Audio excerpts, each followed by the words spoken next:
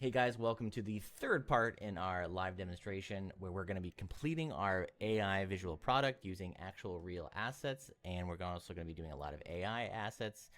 So we've already completed and created something inside of After Effects that looks pretty awesome. So if we go back to After Effects, I went back and I redid every single fruit that we had going on there. And as you can see here, I'll zoom in a little bit better. There we go.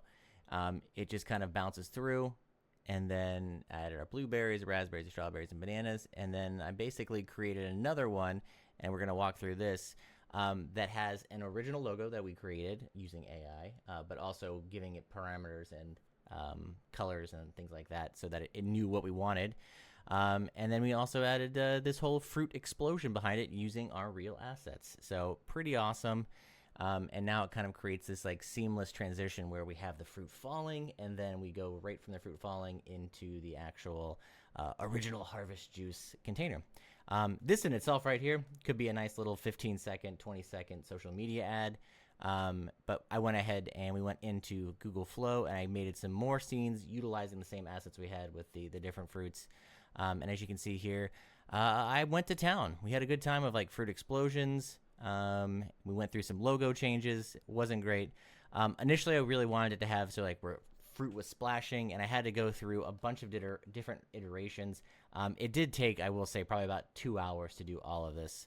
And that's just the prompting part of it, kind of trying to figure out what worked, what didn't work. And as we come through here, we can see that the evolution of it as it did what I wanted to do, but this is the thing with AI. You have to really start articulating exactly what you want with specifics of like a berry touches another berry, explodes off to the left, and another berry touches another one, explodes off to the right. You have to put the numbers in there. You have to make sure you get what you need, and that's ultimately where we ended up. So created something like this. So this is getting better. We've got like splashes of water coming off of our fruit, but the bananas doesn't look too real there. This looks pretty damn good right here, utilizing the fruit that we had created. And then the same thing here, here, and here. Ultimately, I went with one of these shots here as kind of like a filler for our video. And then I went in and I started going into Midjourney. And Midjourney was great for a little bit of the I would say, creating the logo. However, I will say that I actually ended up not going with the logo that we created inside of Midjourney, just because I didn't really like the quality of it. I hate to say it. Midjourney does a great job with photos, does a great job with the video translation. It just doesn't do a great job with text. As you can see in a lot of these, like that, it doesn't get the word original up here at all. You get these like runic kind of looking letters. It's not real. And the same thing pretty much for all of it. You get like weird looking G's. There's little umlauts and accent marks over some of the words. So kind of an issue there. And then I tried to create something that I thought would be fun inside of Midjourney. It didn't go well. But that's the whole thing with AI, is the fact that you have to do all of this stuff and keep trying at it and seeing what happens and seeing what works, seeing what doesn't work. And it's just, I spent probably another 40 minutes or so going through each of these, kind of figuring out which one worked best. Ultimately, I didn't like any of them, and I did everything inside of Google Flow.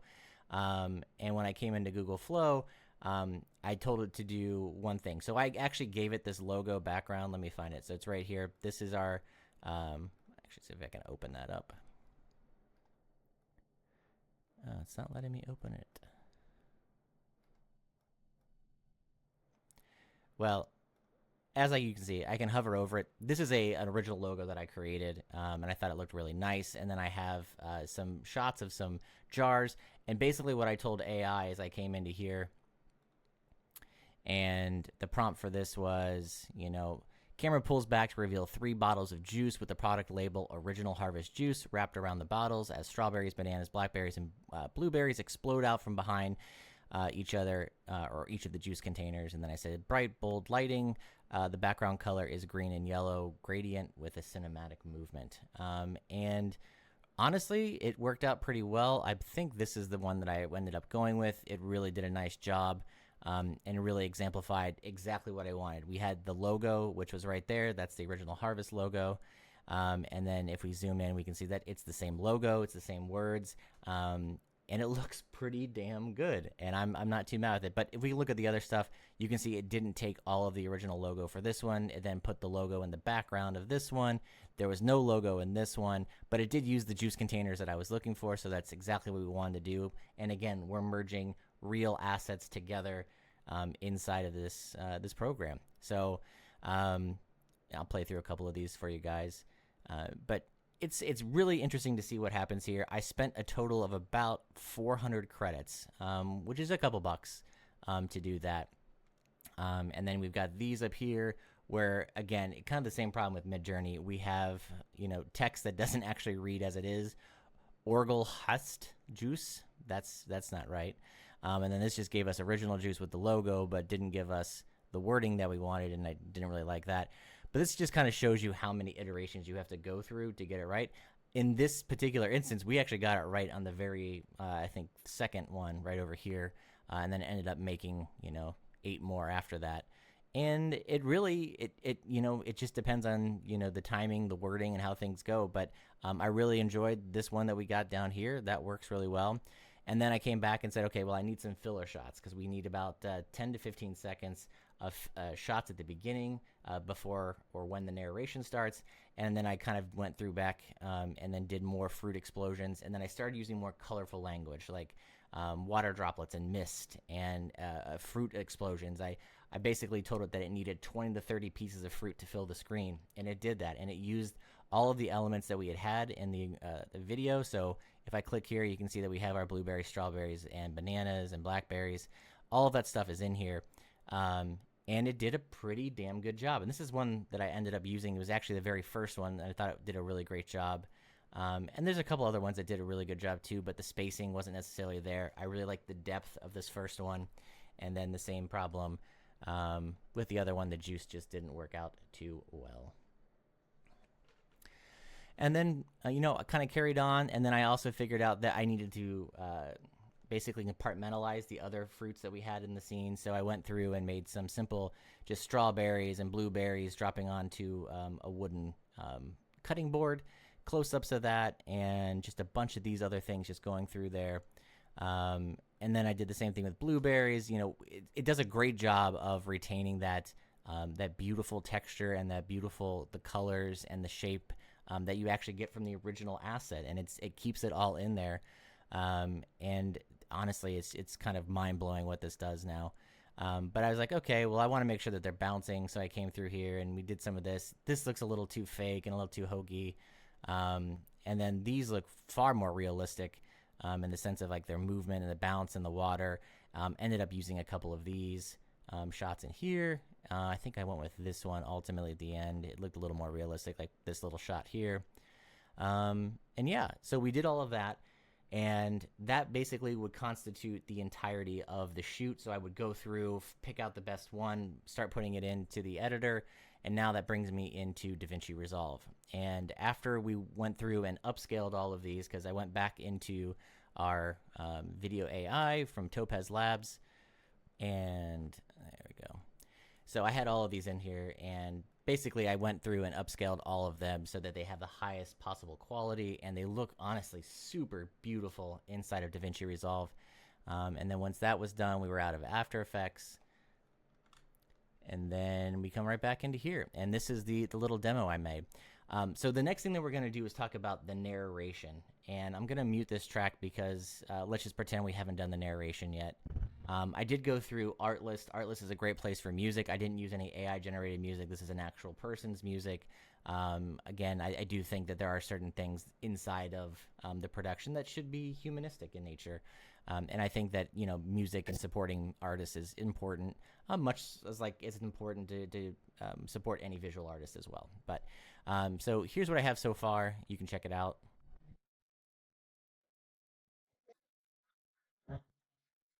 And honestly, the shots really like line up very nicely.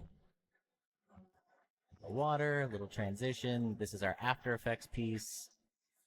Comes in, our berries flow by. The banana wipes the screen. And there we go. We've got a delicious original harvest juice ad. But we're missing one thing. We need all that narration that we had in our script.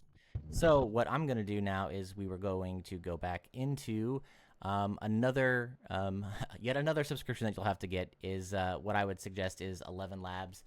They definitely have the best AI voice emulator. I'll say that it's out there right now. And it really gives you a lot of ability to tweak it, look through different artists, find that voice, find that style that you want.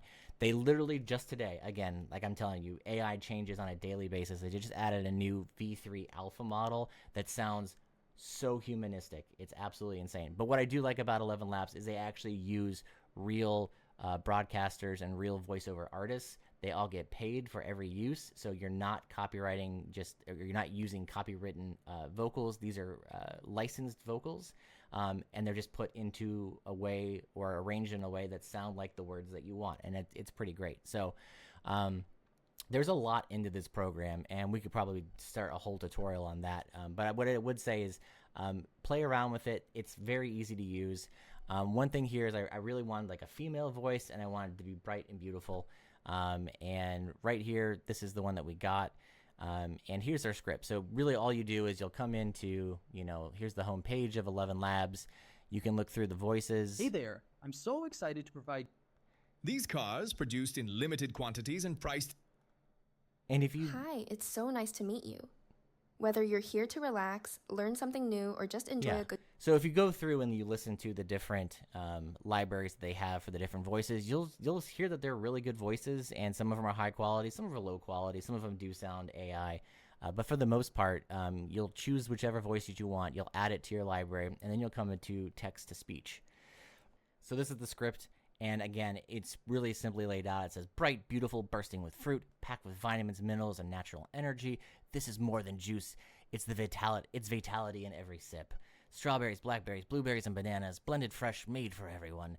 Drink the energy of the fruit. Drink original harvest juice. Now, that's not how I would want to read that, but that is the script as we have here. So that we can get what we wanted. I wanted a female voice, and this is Arabelle. So this is the voice that I picked for it. Here's what she sounds like. She tore her gaze away from her ruined footwear, still very much grieving the loss. Now, I just liked it because it was kind of subtle, and when you pair it with the actual music, it gets a little more exciting. One thing you can do here when you are writing is putting in these little bracketed explainers. I'm not really sure what you want to call them, like actuation points.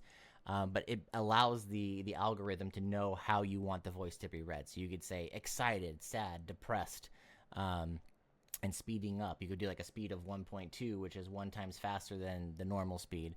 And then you come back down here and you say generate speech. And so it's generating two different speeches. Bold, bursting with fruit. Packed with vitamins, minerals, and natural energy. This is more than juice. It's vitality in every sip. Strawberries, blackberries, blueberries, and bananas. Blended fresh, made for everyone. Drink the energy of fruit. Drink original harvest juice. I want some original harvest juice. Yeah. So there it is right there. And then we've got another generation. Bright, bold, bursting with fruit. Packed with vitamins, minerals, and natural energy. And so those are pretty good. Realistically, what I would do is probably spend another hour or two just going through here and really refining it and doing exactly what I want to do. But just for this course, you kind of get the gist of how it goes. And I will say that this process does take some time. Much like the process when you are doing the iterations of video, you'll want to go back multiple times. You'll want to change a little bit of the prompting for the text-to-speech just so that you get a better read out of it. But you can also go back inside of DaVinci Resolve. You can tweak it just a little bit by speeding it up. You can then clip the audio, so if you want it to be spread out or close together, you have that ability to do that. But anyway, so we did this. I generated the speech, and then you basically just come here to the download button. I'll hit download, and it downloads that audio file, and bam, we have ourselves narration at our fingertips. So now we come back into here.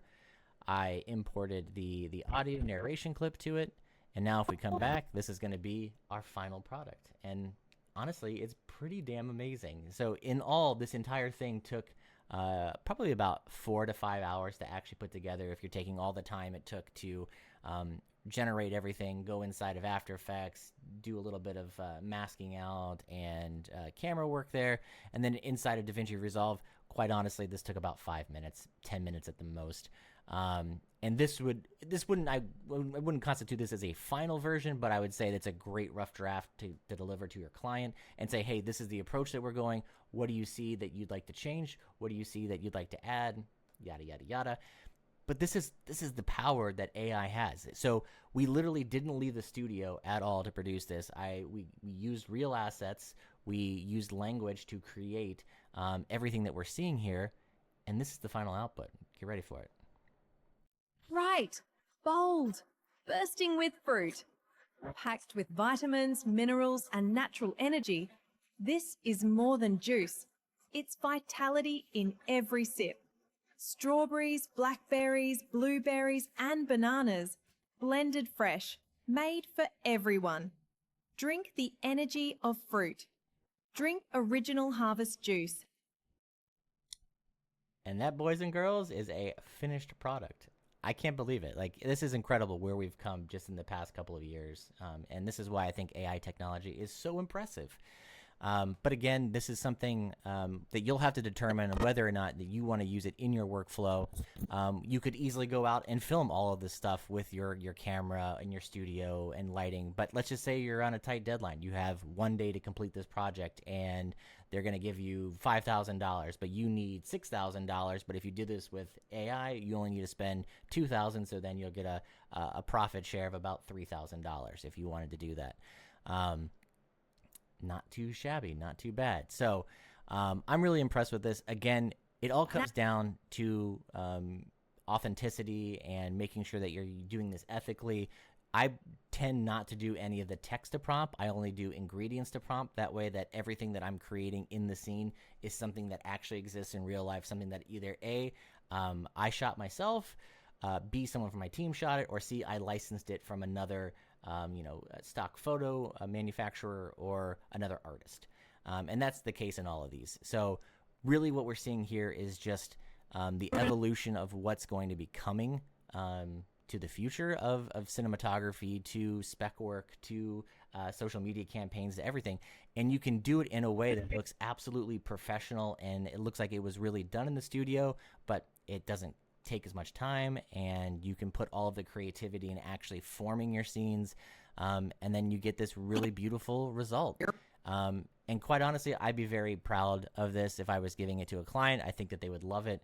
Obviously, there'd be some tweaks. We'd do some sound design, other things like that. But this is a really, really, really great starting point. And yeah, that's where we are. So the next thing for this, after we do this, is since we've already basically done all of the AI upscaling for each individual clip, we could go back and do it again and throw it through the video AI from Topaz Labs. And that's really what I'd recommend doing too, because then you'll just heighten that quality up one more notch. And I am editing all this 4K footage in a 1080p timeline. That way it's actually compressing it and downsampling it so it's getting even better quality. And then I could even go through here if I wanted to and do color correction. I could do all of my grading if I needed it. And you really still get a wide gamut of pixels to work with, which is pretty impressive. And we can change the gamma. Look at this, drop that down. We can lift it down, make it a little more contrasty. And really that's kind of the power of this whole system, is you can make it anything that you want, and you can edit it just as if you were editing regular footage. And I think that's kind of a testament to how impressive utilizing AI alongside real assets is, and that's the future of what we're at right now. So first, I just want to say thank you guys so much for joining me. There's going to be a couple more demonstrations after this. I hope you enjoy them. They're going to be on different topics of utilizing live action footage with AI, bringing still photos to life with AI, bringing characters to life with AI, and I'm really excited, and I hope you continue to watch this and grow with me as we all grow together with AI. But that's it for today. Have a great time. Thanks. Cheers.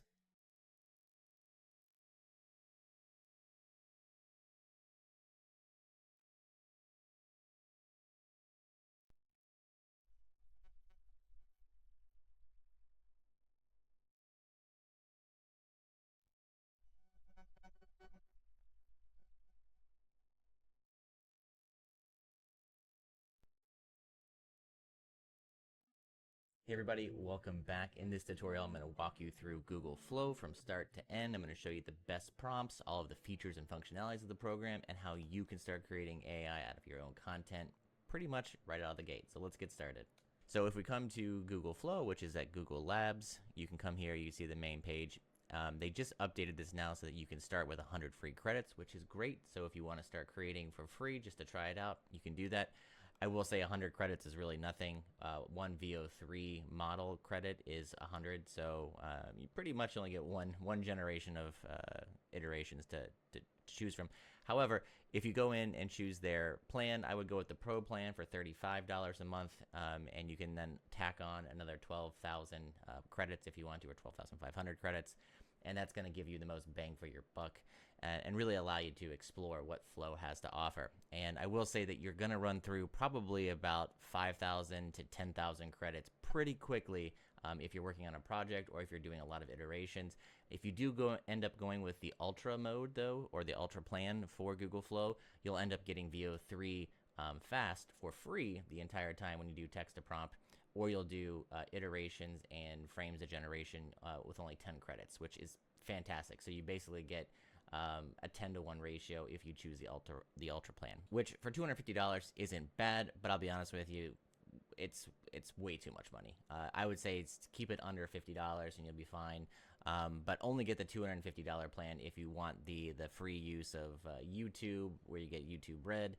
You get 30 terabytes of space for Google, and a couple other little features. But really, I don't think it's worth it to get the $250 version. So anyway, let's jump into Flow and see how we get started. So if you're new to Flow, it's pretty easy. You'll just come to the main screen. You'll say Create with Flow.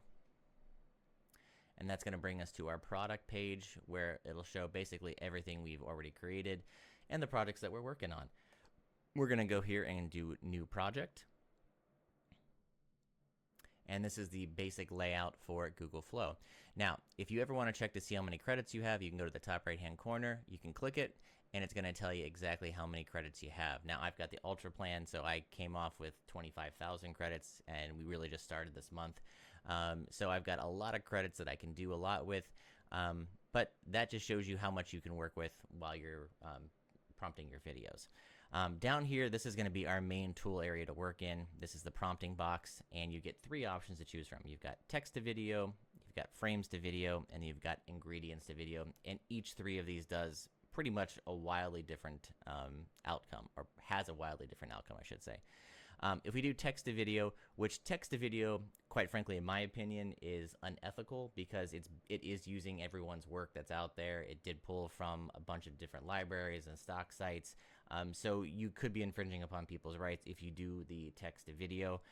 It's fun to play around with, and I'll say that you can come up with some interesting ideas, but I would say use text to video only for doing storyboarding ideas, but nothing for real like commercial grade work where you're going to be putting stuff out there, because you could be subject to copyright violations. That being said, it's still the Wild West of AI. No one's really being sued yet for any of this content because it's hard to tell where this information comes from. So that's something you have to be careful of. But text to video is where you basically just type what you want, and Google Flow is going to come up with its own idea of what that is and rendition of it and output it to you. Next is frames to video, and frames to video gives you a start and an end. So if you have two frames, let's say you've got a person, you want to start in one location and then they end up, over by a car in another location. Well, you put the first frame you want there and then the end frame. And then what Google Flow is going to do is it's going to generate information between there so that it links the first frame to the last frame. And that's pretty fun. And you can choose that down here if you want to. So you would click here and then you would choose from your library. So we could say we start with this shot here where she's laying, and then we would cut to the shot where she has fins. And I'll show you how that works in a second. And then you can also come over here, and this is only under frames to video, is you click this little icon here and it gives you the option to add what kind of camera movement that you want in the film. So if you aren't as literate in the cinematography world, you can use this to really amplify the work that you have, so you can see just how it would act inside the frame. So if you wanted to jib up, jib down, if you wanted to orbit left, orbit right, you get the idea. Truck, tilt, static, everything is here, and it works out really well. And a lot of times, if you are doing this, like dolly in and dolly out are probably the most used ones. So you can see down here, it's got dolly in. And we could do a shot like this, where it starts here, and then we want to end with the mermaid shot. And then I would come down here to the prompt and basically write exactly what I want to have happen. And that's how we do it. Now, up in the top right-hand corner, you've got two other options to choose from. You've got your model that you'll choose from, which, depending on which service you choose, you can go with the VO3 or VO2. So the fast models are for very fast renderings. They're usually lower credits. If you're using the lower base one, this is, I believe, 10 credits still. But if you use VO3 fast, it's still 100 credits. But in this version, because I'm using Ultra, they reduce the credit cost down to just 10, which is really nice. Or you come over here to do quality 3 and quality 2. Although I will say VO3 quality and VO2 quality, VO3 quality only works right now on text to video. So you're not really going to get that usage out of it, unfortunately. But you can use the fast version of VO3, which is in some regards better than VO2. But I've had instances where VO2 is better than VO3. It's just going to take some practice back and forth there to make it work for what you want. And then the last one, we have ingredients to video. And ingredients to video, I think, is probably the most powerful tool that Google Flow has. And it's probably the one that you're going to utilize the most, because this is where you can come in and add the assets that you want to show in the scene.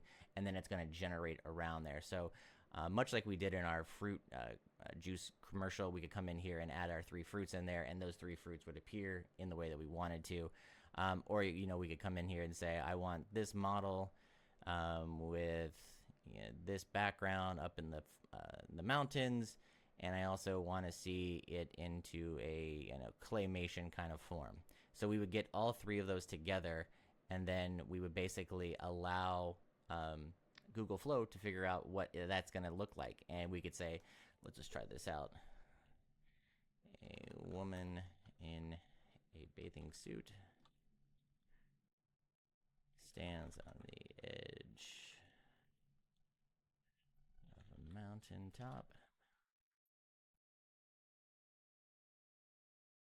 and is transformed into a felt covered world. Cinematic, cinematic, ultra realistic. And these are fun words to use. If you use cinematic and ultra realistic, you're going to get a more contrasty, more punched in kind of look, and it's going to look more film like. You could also say something like handheld, natural, and like whimsical. And I'm terrible at spelling. Thank goodness for spell check. All right. So this is, again, a very basic prompt, but we can go ahead and generate that.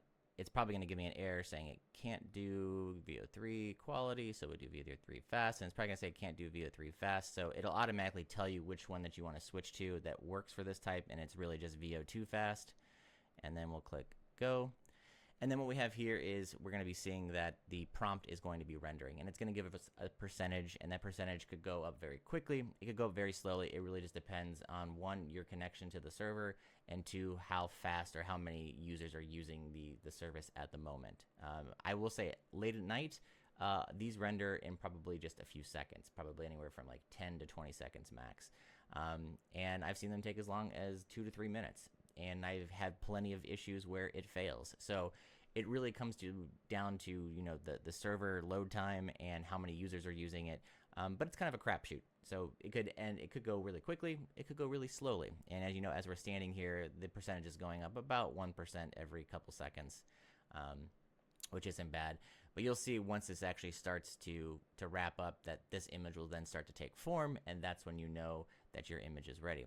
Now, if we go back to the prompt really quick, on the right-hand side, there's a settings tab, and the settings tab I think is really important. Hey, look, there you go. And you can choose the outputs that you want as well. I would say keep it at 2 outputs, because that's going to give you 2 options while you're doing it. If you do 4 outputs, you're going to do 4 times the amount of credits, and if you're not on the Ultra plan, you could end up spending about 400 credits for 1 iteration. So be careful with that, because that is a lot of money that comes out.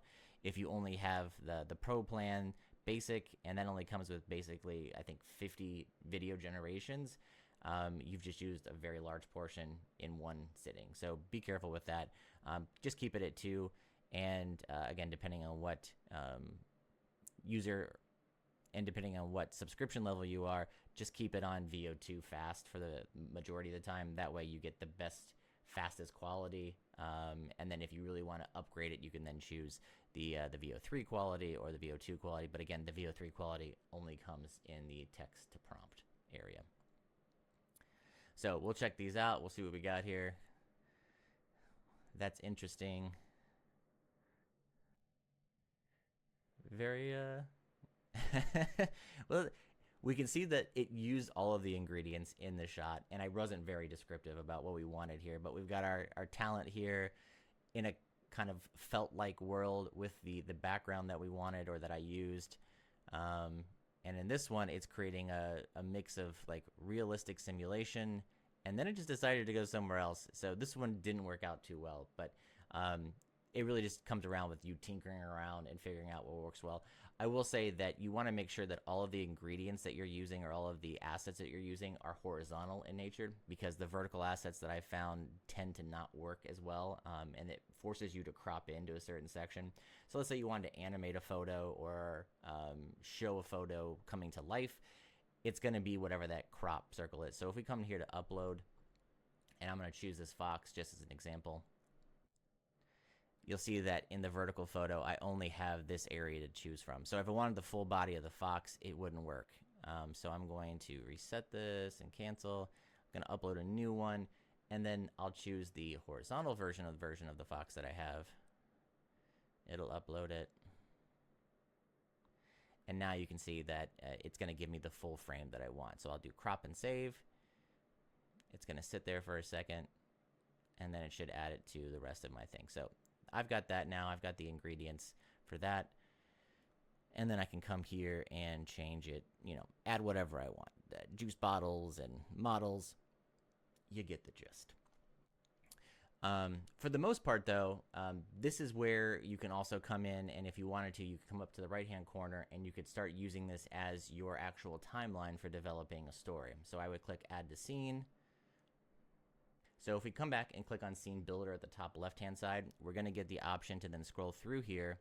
And then if we wanted to, we can click on this frame here, and it's going to give us the option to jump to, which is a cut or a cut to, and then or extend the scene. So we could just come here and click Extend Scene, and then say, apple falls from the tree and rolls down the hill. Again, very simple, very straightforward. Then we'll let that go. And I will say, sometimes it hangs on here and you have to be careful. So what I will do is I will copy and paste this. I'll come back up here. I'll click extend. I'll paste it again. And then this is going to basically create a cut to and not a move or extend the scene. It can be an iffy program sometimes, I will say. Flow, when it does work, it works well, and when it doesn't work, it's unfortunate. So we'll sit here and we'll wait for a second to see what happens, and then I'll try to show you how to extend the scene. So in this scene, what we can do is we can play this through, and I actually interjected myself into the scene. But that's not me. But what I did do is I came back through here, and I used my face with the same prompt that I had down here, which this was a text to video, and then this is an ingredients to video. And then I was basically able to come in, add myself into the scene on the AI's body, and then animate myself. Now, I then went through and I decided to extend the scene. So if we go back to Scene Builder here, it should bring up all of the scenes that we had connected to this. Yeah. So this was the first scene, and I'll play through this. Hit play. That was the initial scene, and then I added another scene where I'm like, you know what if I add my cat to the scene? And you'll see what happens. So then it comes from here, and then it's like, oh, hey, look, there's my cat. And I added that ingredient. And then I added a bunch of other people. So you can just keep adding upon scenes, upon scenes, upon scenes as it happens. and it can work out really well. Sometimes it doesn't work out really well, but again, that's half the beauty with using AI, is it's really just random. You can only direct it so far. But as you can see down here, I used a much more detailed description than the previous one that we were working on. You know, ultra realistic front view of a middle-aged white man. Hey, that's me. With an athletic build, stubbled beard, clear skin, brown eyes, wearing a black t-shirt, black base hat, and dark jeans. He's standing in the corner of a dark lounge, lighting the bar is orange and teal. Ultra grungy, dramatic, raw looking. The camera slowly moves along the floor and tilts up as he standoff looking in the distance of the lounge. Yes, that's what we have there. So, not bad. But that's kind of like what you get out of the scene builder. And I will say that you can start creating and linking a bunch of scenes together. So if you don't want to go inside or if you don't want to go inside of DaVinci Resolve, you can just come right back here and really just do it manually. And then you can come over here and you can download by clicking download. It'll download and export the entire version of it. Now, that being said, that's pretty much the gist of Google Flow. Now, if you want to learn more about it, the best way to do it is really just to get into Google Flow and start creating. Let your mind go free, really think about the shot that you want, and kind of come up with a fun idea. Hey, look, there's an apple that's rolling up and down the hill. That's not what I wanted, but it looks neat. We just created art, or AI created art, I should say. Here's another one. That's a big apple. Anyway, that's the gist. If you have any questions, though, always feel free to reach out. I'm going to be utilizing these forms on the website to really communicate with you guys. So if you guys have questions or curious about anything, you can always ask me. I will say too that Google Flow does have Google TV. Or Flow TV, I should say. And if you click on Flow TV, it's a really great place where you can get inspiration and you can kind of learn from what other people are using to prompt with. And it gives them the full prompt view, and you can just kind of like scroll through and see what it is. So, the felt cute kind of phase, little panda bears, and these are text to video. So, theoretically speaking, this is unethical to use this kind of stuff because this is drawing information from their artist, but it looks neat, right? But be cautious and be careful when doing it. But it's a great place to get inspiration. It's a great place to really, see what other people are doing and either expand upon what they're doing or take what they're doing and make a new iteration out of it. But there's so much to explore. There's so much to do. And hopefully this gives you a little more ease into the world of AI and really hopefully it expands upon your creativity. But thanks for joining me. I'll see you next time.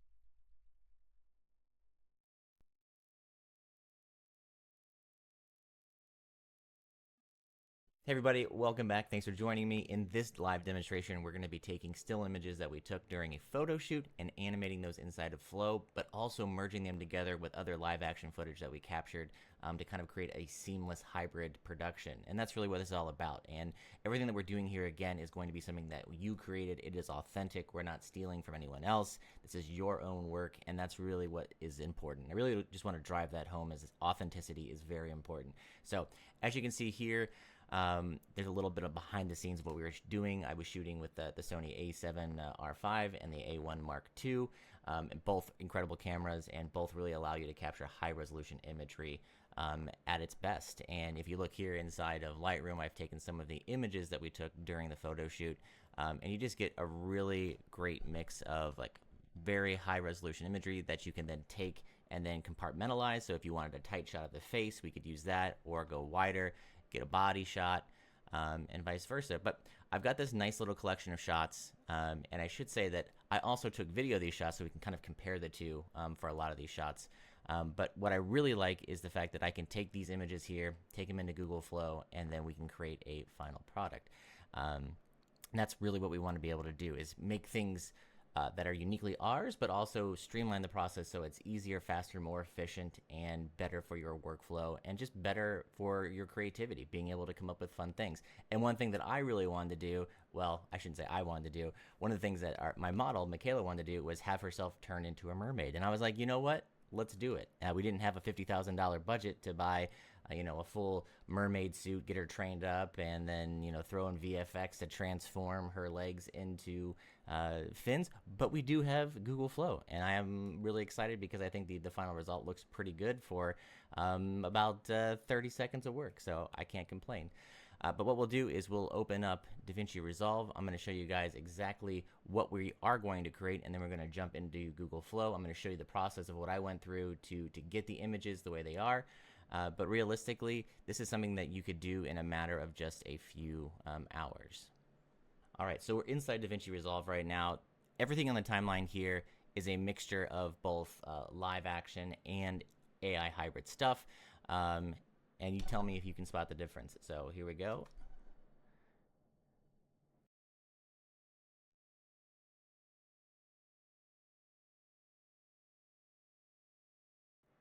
But the idea when we were creating this is to kind of create that seamless blend so that you can have something that is really shot in live action, and then also blending IA together to create something like this.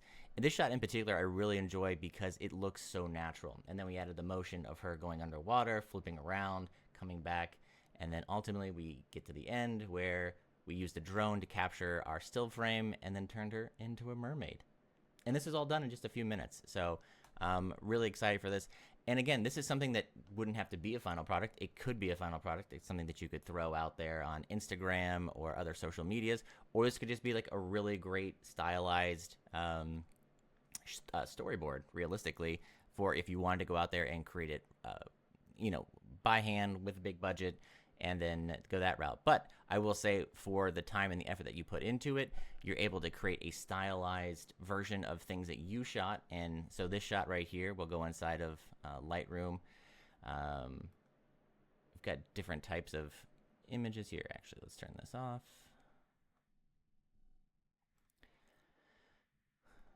But this is the reference shot that I used to take that shot. And then if we go inside of Google Flow, where is that shot? Lots of shots, lots of shots. So here's that shot, and all I did was went in there and I said, stationary shot, a woman's feet walk forward into a pool in a very delicate manner, a cinematic shot, very simple. And it did pretty much exactly what we wanted it to do. Now, this is the first iteration of it, and you can see it didn't work because she took a step, but she didn't actually take a step into the water. So we took another iteration try, and I think this one is the one that did it. We try it out again. She hesitates for a second, water drips off, and then she's able to go into the water there. But that pretty much encapsulates exactly what we wanted from that shot. And the same thing for like this one. I think, again, it hesitates, and this is why I think it's important, too, that you try to make as many iterations as possible, because you're not always going to get it right, or I should say AI isn't always going to get it right. But the more time you put into it, the more you change the prompt, the better the results are actually going to end up being. And so for like these shots up here where we have her transform into a mermaid, this probably took the most iterations because AI just wasn't getting it correctly. And then literally as we're doing, as this process is happening, Google Flow again updated their system, and now you can actually use VO3 fast models versus VO2 models, so you get better detail, better quality, and all of these are run at VO2 first, and then we come back up here, and then we start using VO3, and that's kind of again how crazy and how fast this technology advances. It advances so quickly that just in a matter of a few days, they're adding new features, new functionalities, giving you more creative latitude to do what you want with different model types. And that's really exciting. But again, that also makes it a challenge because things, when you create videos like this, can change literally overnight. So everything that you can do prior to what we spoke about can still be done, but it just can be done better. Ooh, it adds some.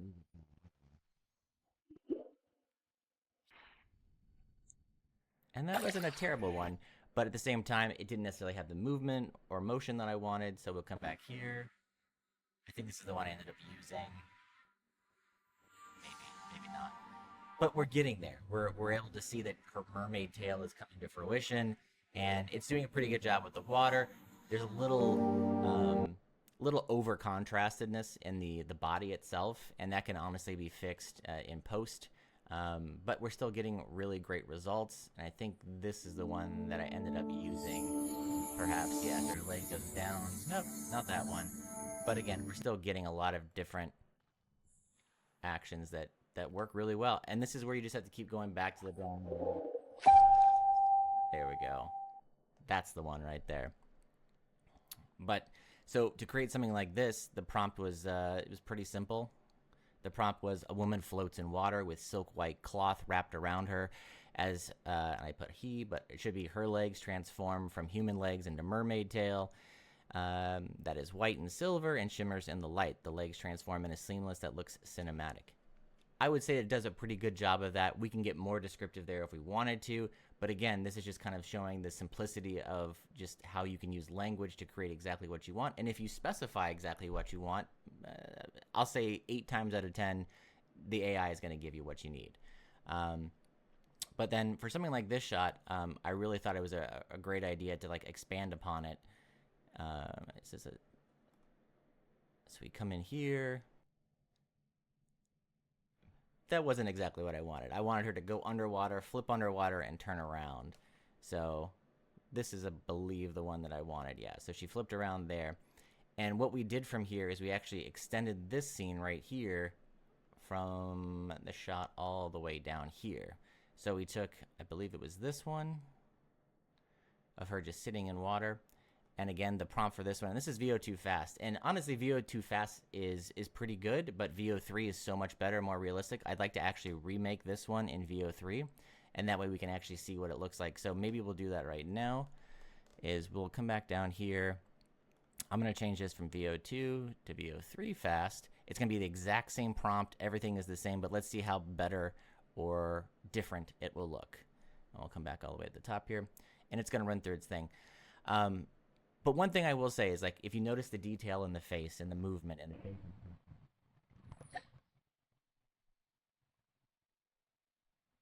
like, it looks so realistic. And I will say that, like, as new models come out, it just gets better and better and better. And you could use these shots. So let's just say you were out there shooting and you weren't necessarily thinking that you were going to put a video together. You're just out there in a really nice photo shoot. But now you're thinking, well, maybe I can market this to someone else or another company or another organization. I could use these still frames as video and then use it for social media marketing. I could use it for a product video marketing outside of social media, however you want to look at it. But these are just kind of the avenues you can take. And everything in the scene is yours. The lighting is yours. The model is yours. The creativity and the color grading is yours. And really what you're doing with the AI is just bringing that scene to life. And I think that's really one of the fundamental aspects of why I enjoy using AI in this manner rather than having AI come up with something randomly generated through its text to prompt, is because everything that you're seeing in the frame is something that you captured. You were there in the moment capturing it. And then you're really just bringing it to life and taking your creativity to another level and articulating what you wanted to see in the scene if it were actually like a live action scene. So this is just the best part of the job, is being able to go do everything you would normally do in post-production with the color grading, adjusting tones, setting it so that it's yours and your stylistic choice, and then coming back and making it something even better inside of AI. And that's really what it's all about. Smile out of her. And one thing I'll show you too is if we come back in here and we go back into post-production, and what I did when we did generate this too is, I really had an emphasis on saying like basically slow motion and high speed footage. That way it creates that kind of ethereal, kind of cinematic feel to it. But what we can do is come back here, add a speed ramp to it, and I'll come over here, retime controls. And if you increase the speed either 150 or 200%, we'll try 150 first, you'll see that it becomes much more realistic and much more natural, as if the water was really rippling around her at real time. Not too shabby, right? And that's really what we're here to do, is to create multitudes of different types of content. So, we go from slow motion to live action full speed, and it gives that appearance.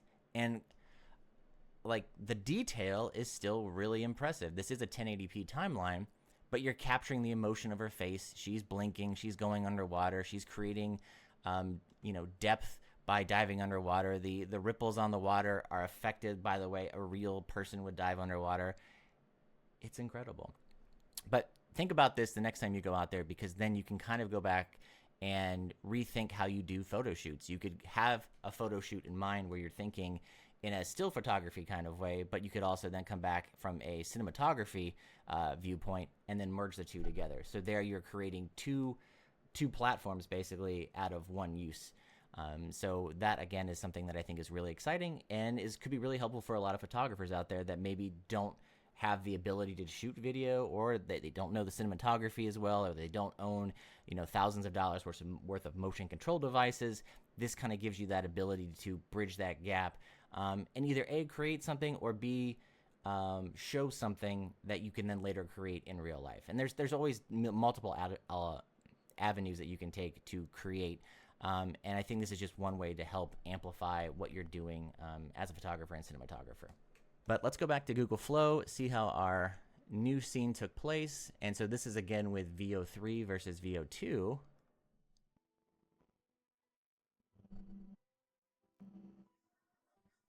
Well, they added a lot more motion to it, but you can actually see it's way more contrasty and way more kind of plasticky looking. I actually enjoyed the VO2 version because it kept the contrast more similar to what I shot it as. Actually, it's exactly as I shot it, where VO3 is kind of taking it past that to like an ultra shoot. Oh, everybody, this is Phil. Say hi, Phil. He's going to be joining us in the next session for sure. Stay down there, buddy. Let's see what the other iteration looks like.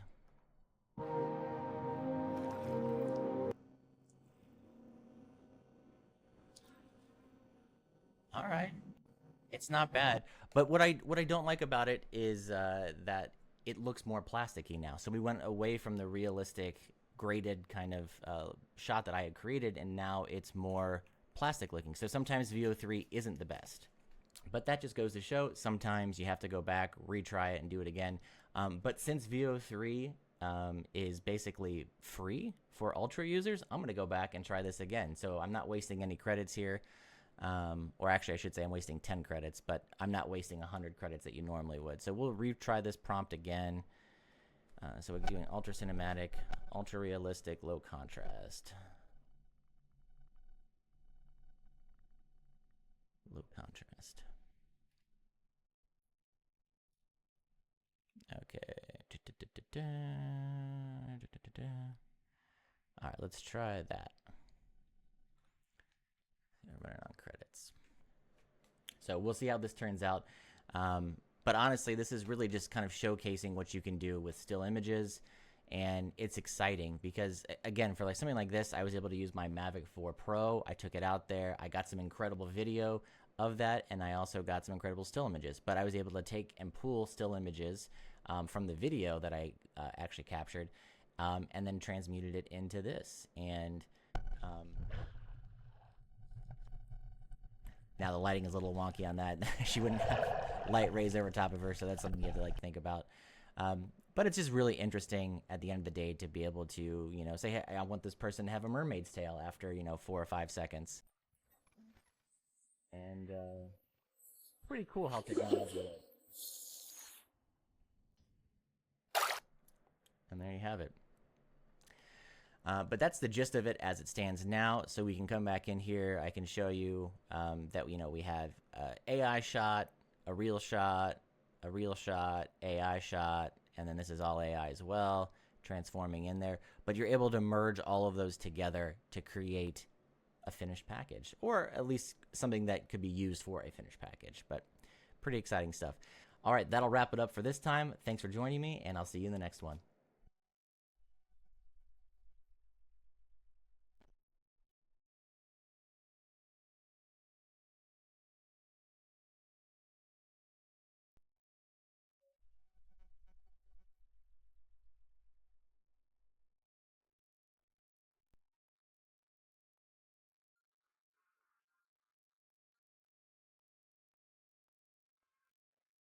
All right, welcome back, everybody. This is our first updated module. What we're going to be doing is discussing Sora 2 today, and I'm kind of excited about it because Sora 2 is one of those AI video generated programs that's a little different from the other ones. And the reason what makes it so different is because it's more about cell phone shot videos, but what really is great about it, though, is that you can use it for storyboarding and really just using simple sentence structure to create entire scenes. And it's really good for just kind of exploring the ideas that are out there. This by no means is an ethical form of AI. In fact, it's probably the exact opposite. In the beginning, when Sora 2 first came out, you were able to upload your own image. You could use yourself and your likeness, but you can't even do that anymore. You can only use characters. So that's kind of a big problem. But it's great for just generating shot ideas and storyboarding. So I'm going to show you a little bit about that right now. So if you look inside of Sora, you can see that the majority of the videos that pop up are those that look like they might have been shot on a cell phone or for social media. And that's pretty much what Sora is really all about. It's kind of creating these wild situations that would probably never happen, but it does it in a very realistic way. And I'll say for the most part, it gets it right about 85 to 90% of the time. But there are some instances, and I'll show you why, that there's some issues with the video, but it actually works out pretty well. But when I first started doing this, I actually used my cat as a test subject, and it worked out really well. So here's my cat, Phil, and I basically wrote a prompt saying that I wanted him to put on a little show for us and do a little tap dance. That's what Sora gave us. Slip on. Look who's waking up from a sleepy little nap, smooth grey fur and a confident clap. Slip on the brim, tilt it just so he's ready for the spotlight. Look. Yeah, so that happened. It does a really good job of cutting up the scenes from, a wide, medium, tight, so forth and so forth, but giving you the actual scene selection as you do it. And the prompt for this one, I'm going to mute this, says cat gets up, and this is the original photo, by the way. It was just a headshot of him laying on top of a desk. And then I said, cat gets up, puts on a black top hat, and then starts dancing on top of a bookshelf as a spotlight shines on him as if he were in a theater.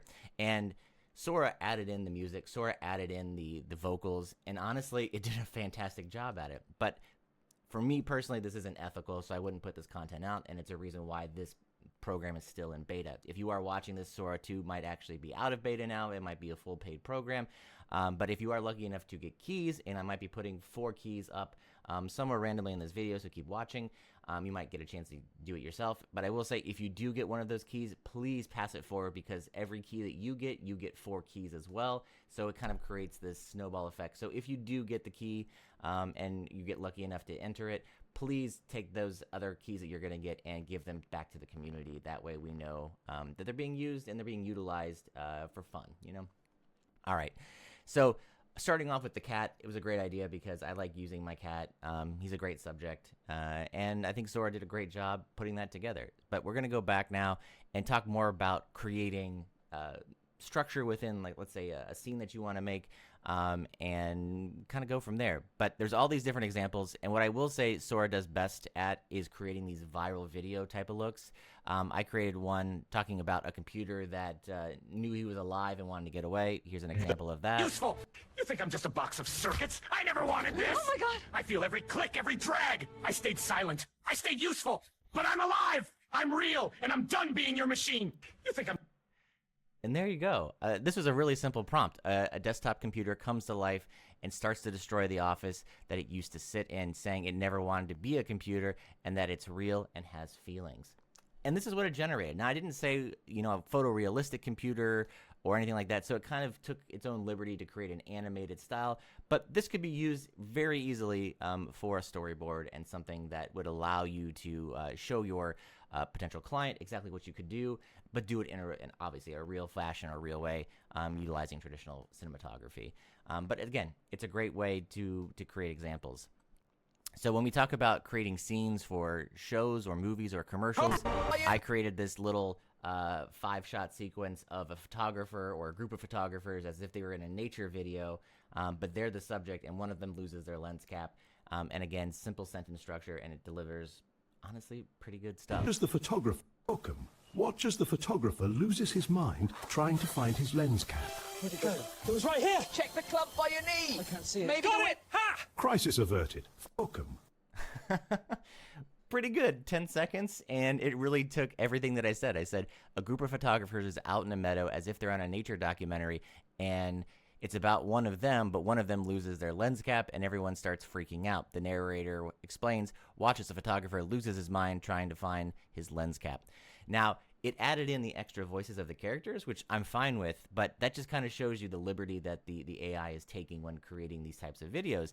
And I love it because you could take this, again, from a storyboard perspective and use this to say, hey, we can do this out in the real world, get real cinematographers out there, shoot this in a live action format, and this is what you could get.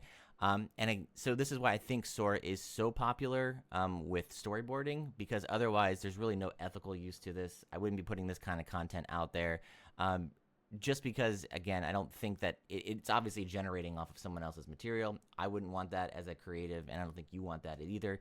But it's great for creating and generating ideas. And I will say a lot of the times the biggest comment that I get from people is that they don't know how to be creative. And that seems to be one of those things where people are relying upon AI to be creative, when really it's you as the storyteller, as the creative, to have those inputs and bring those to life.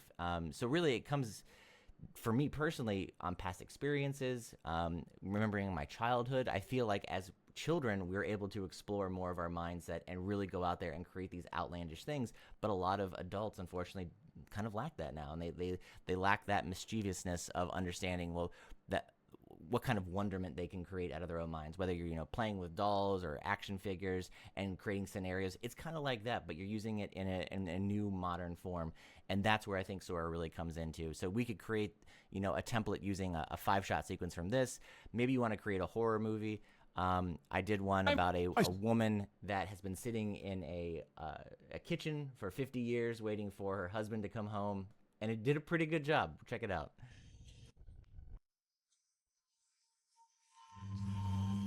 I've been waiting for you all these years.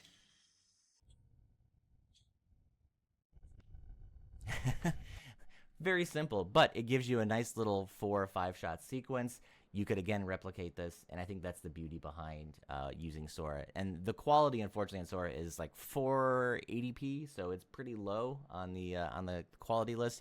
And if we do watch this again, I'm gonna mute it. You can see that there's variations in the outfit and the face, as if it's almost painfully like, because it couldn't actually get a real life version, which is weird because I feel like this program, you either get a really great rendering of people or you get a really bad rendering of people. And this I would kind of constitute as a very, not maybe bad, but very stylistic, in the sense that it's more painterly than it is realistic. And that's something that you can go back and really drive forward. What I will say though is that using Sora 2 is a great way to test your prompts out before going to use something like VO3 or Runway ML. You can take your prompts here, see what they generate, see what kind of language you want to use, and then you just keep adding on to that and adding those details to make your prompts even better. So really, Sora 2 is just great for prompt making and storyboarding, and I really enjoy just kind of using it as a creative tool to think about all the things that I can, concoct in my own head, and then put it forth in words and prompts. I'm going to show you a couple more examples, but I will say that if you are interested in it, you can get on the beta. Again, I'm going to be releasing 4 keys, maybe right now.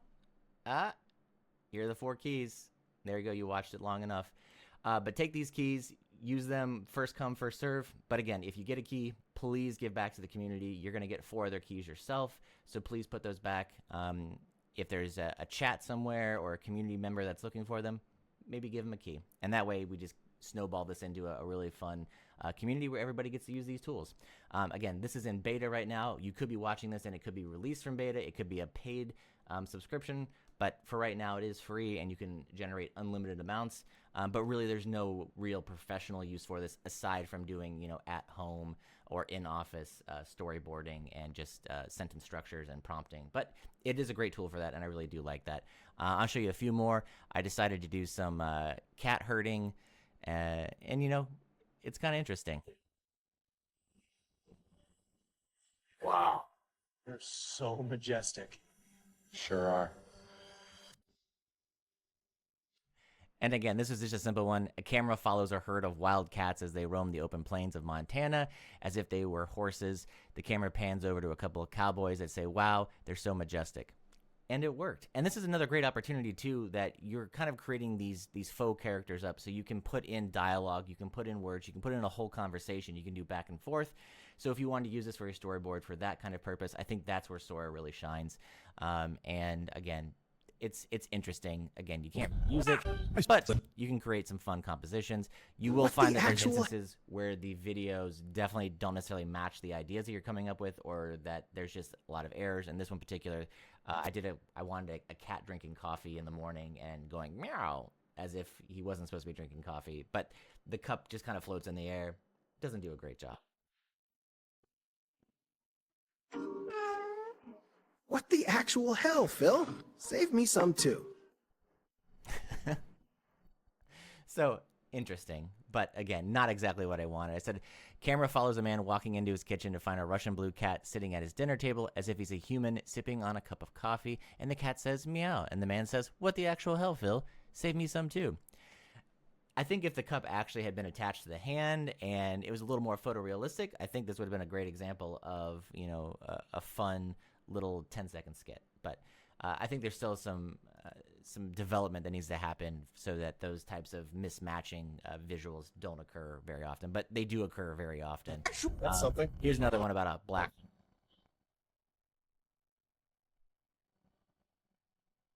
Huh. Well, that's something. But I do love that Sora adds in all of the natural background sounds, music, and the dialogue. So it really gives you a really fun perspective of, what's possible to create in the real world using live action actors as well as, real cameras and stuff. But I think did a great job. Again, here's the prompt for that. It says, a man walks out of his home to get the newspaper, but when he looks up, he sees a giant black hole that's sucking up trees, buildings, and people. He shrugs it off and goes back inside. Very cinematic. I think it did a great job doing that. So you can't complain there. And then last but not least, if you are looking to make, fake viral videos, good opportunity to use that. I did one about, Black Friday not being about tech anymore, more about being food because it's so unaffordable, at least here in the U.S. So check this out. Got it. Hold please. Nothing is affordable anymore thanks to billionaires. He's not wrong. Got it. A little jab there at the billionaires, but at the same time, I think it does a pretty good job of depicting, what's actually happening in today's society. So this is a way that you can start telling stories. But again, it's not very ethical. In fact, it's not ethical at all. All of these characters are probably being generated off of other real pictures. I don't like that. But if you are, and when you are able to upload your own photos, because right now you can't do any photos of anyone but the ones that they have on their site, You used to be able to put up your own photos, but you can't do that anymore. So when they add that feature back in and they can make it more refined so that you can actually use your own work and your own people and your own characters, creating your kind of your own data sets, that's where I think story will become more ethical if you wanted to use it outside of, say, storyboarding or just concept development. But that's where we are. So that'll do it for this update. Join us next time for another update. And thanks so much for watching. Have a great day.